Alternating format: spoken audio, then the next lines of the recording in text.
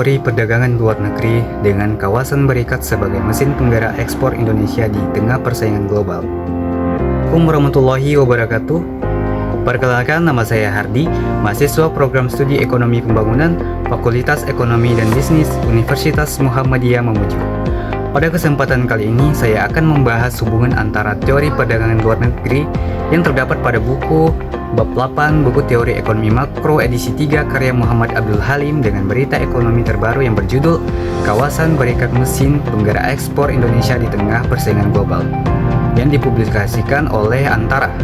Referensi utama yang saya gunakan adalah buku Teori Ekonomi Makro edisi karya 3 Muhammad Abdul Halim, khususnya pada bagian bab 8 tentang perdagangan luar negeri.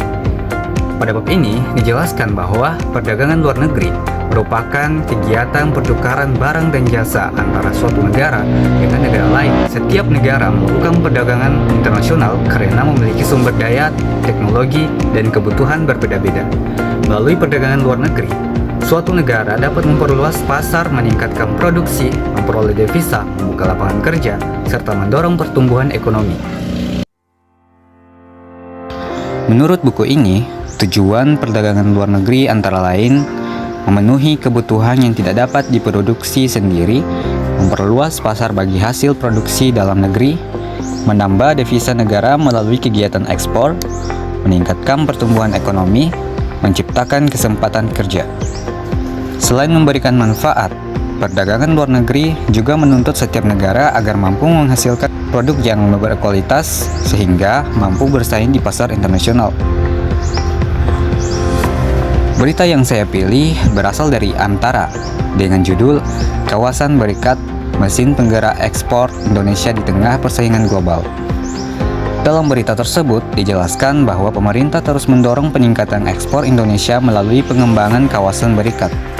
Kawasan berikat merupakan kawasan industri yang memperoleh berbagai fasilitas seperti penangguhan biaya masuk dan kemudahan perpajakan. Dengan adanya fasilitas tersebut, biaya produksi perusahaan menjadi lebih rendah sehingga produk Indonesia menjadi lebih kompetitif di pasar internasional. Selain meningkatkan ekspor, kawasan berikat juga mampu menarik investasi, menciptakan lapangan kerja, dan meningkatkan pertumbuhan ekonomi Indonesia.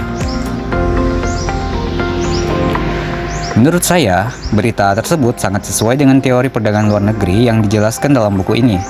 Dalam teori yang dijelaskan bahwa perdagangan internasional bertujuan memperluas pasar dan meningkatkan pendapatan negara melalui kegiatan ekspor.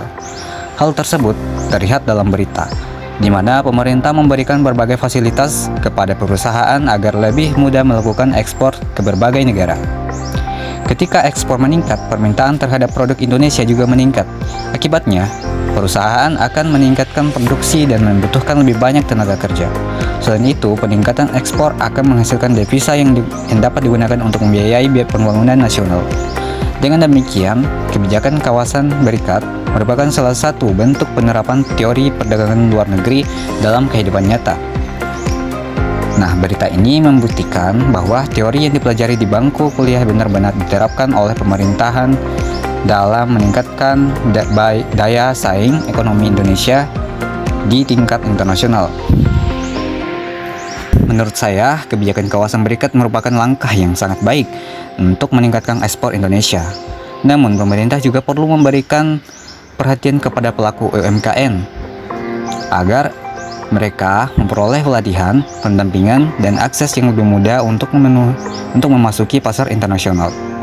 Dengan demikian, manfaat perdagangan luar negeri tidak hanya dirasakan oleh perusahaan besar, tetapi juga oleh usaha kecil dan menengah yang memiliki potensi besar dalam meningkatkan perekonomian Indonesia.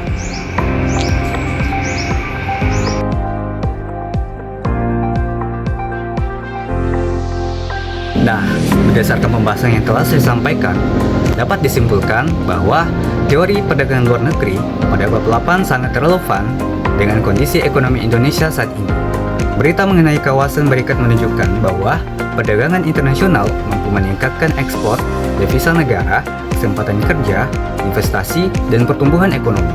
Oleh karena itu, kerjasama antara pemerintah, pelaku usaha, dan masyarakat sangat diperlukan agar Indonesia mampu bersaing di pasar global dan memperoleh manfaat yang sebesar-besarnya. dari perdagangan luar negeri. Melalui tugas ini, saya menyadari bahwa teori ekonomi makro bukan hanya materi yang dipelajari di dalam kelas, tetapi juga dapat kita lihat penerapannya dalam kehidupan sehari-hari.